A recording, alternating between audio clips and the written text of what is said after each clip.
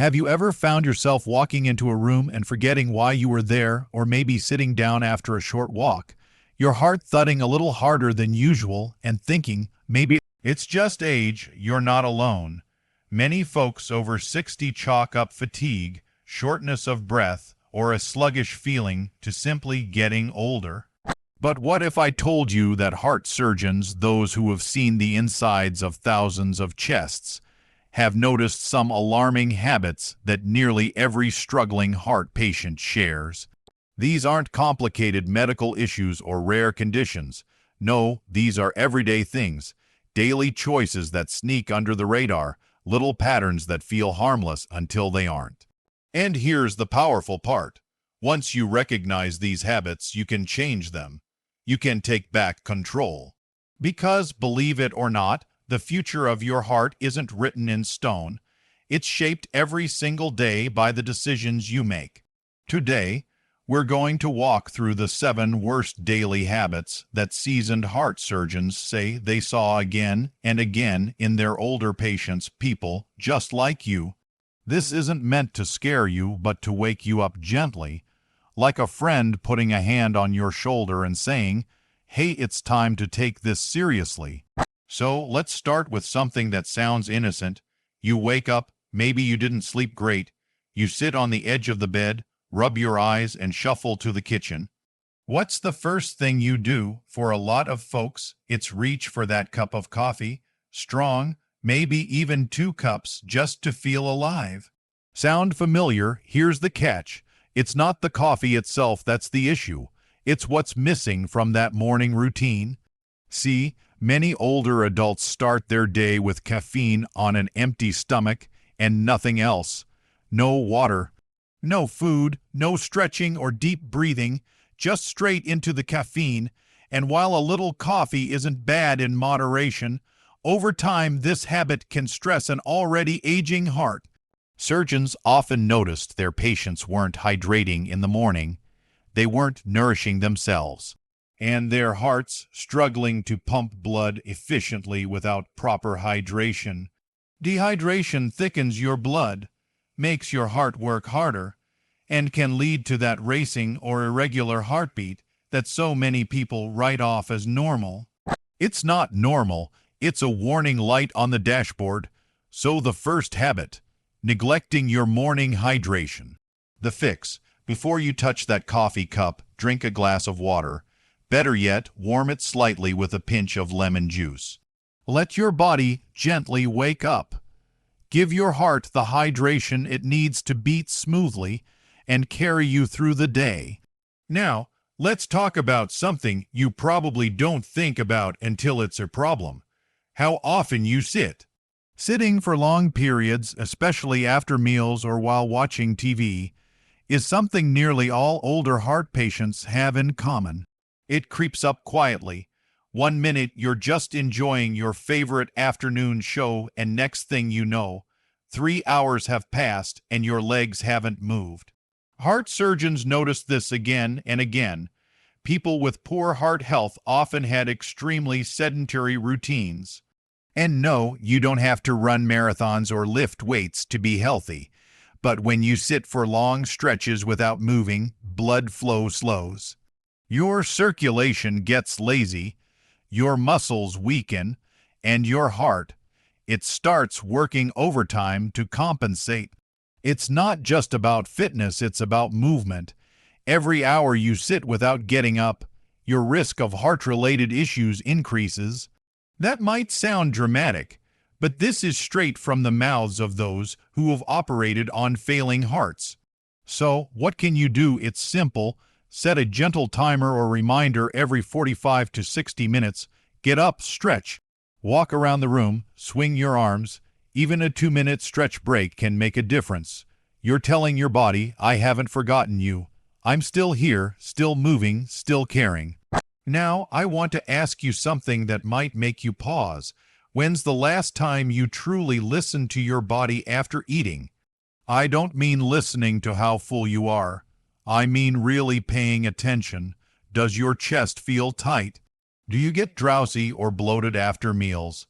Because here's another habit heart surgeons saw constantly: Heavy eating late in the day, especially meals rich in salt and saturated fats.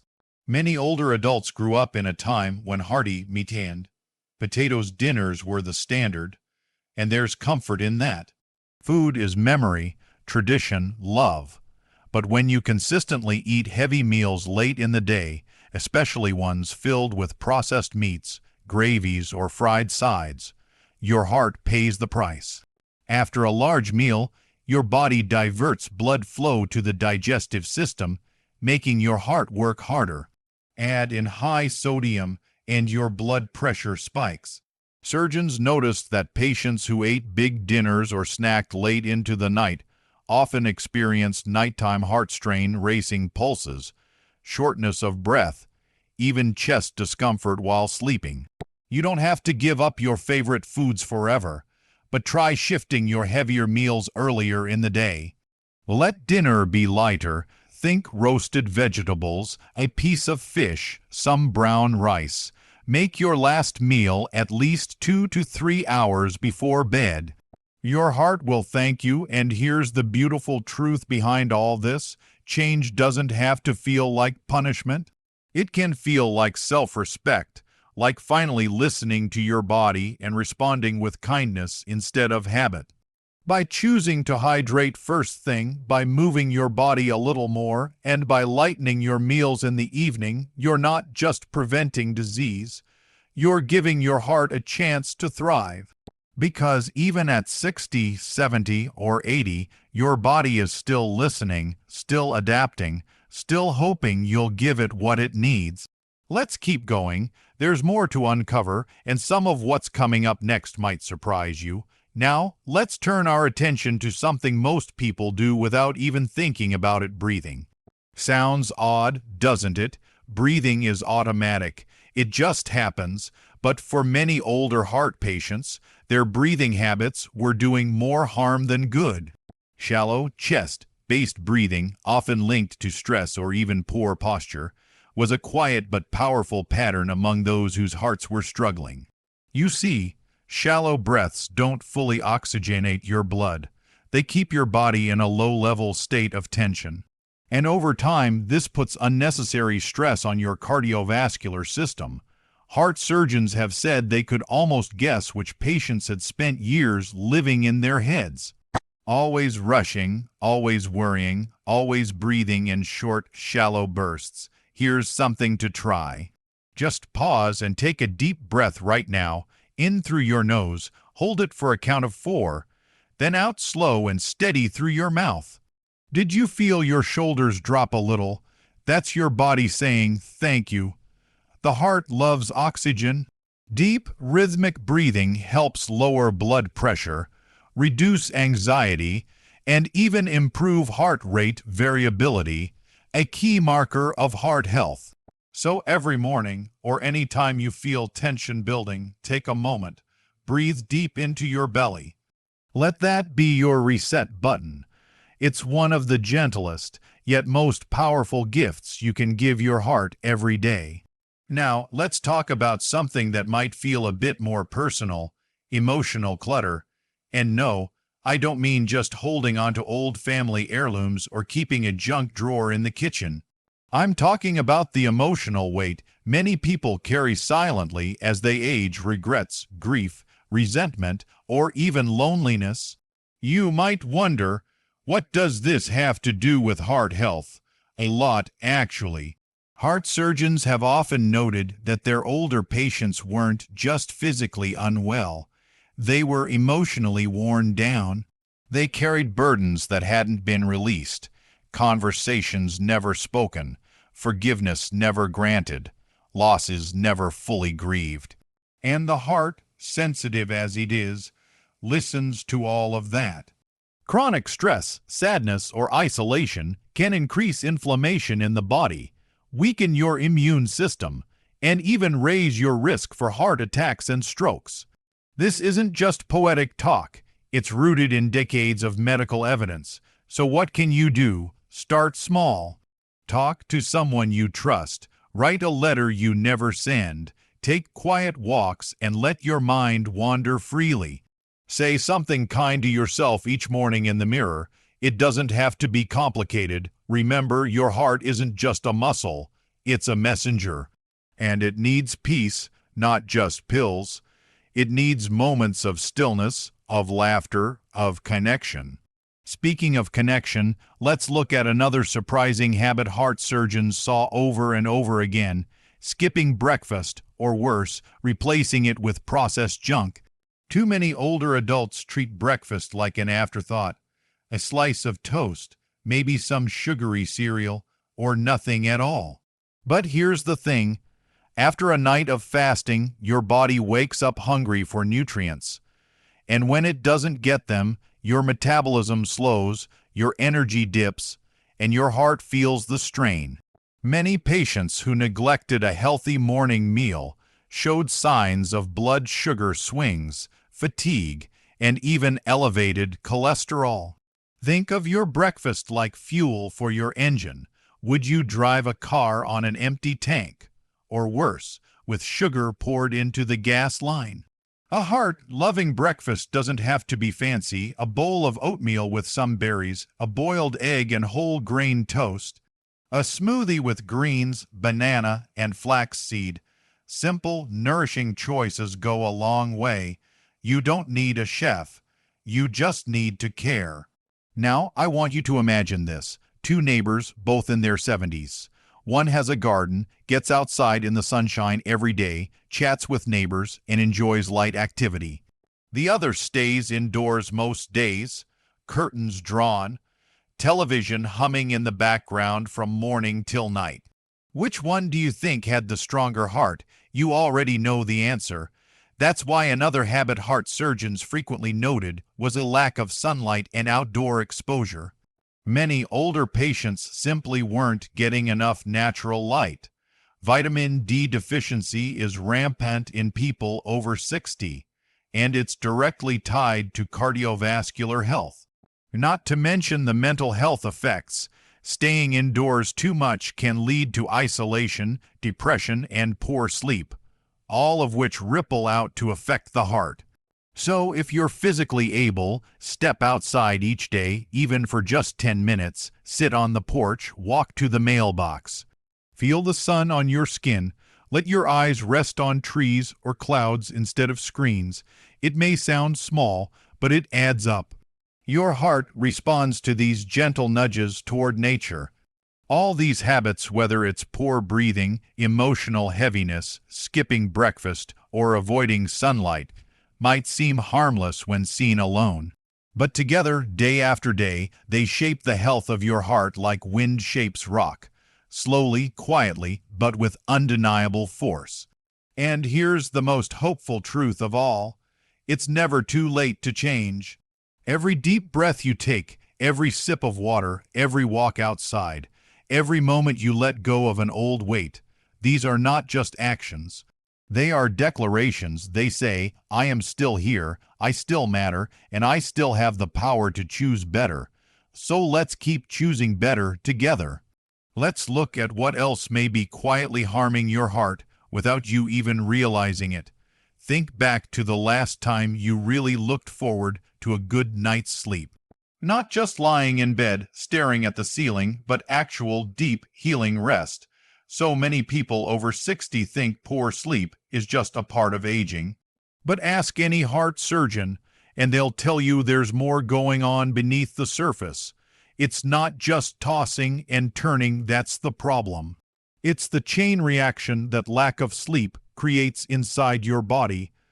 One of the most common habits surgeons saw in struggling heart patients: disrupted sleep, often because of inconsistent routines, eating too late, or spending too much time in front of screens before bed.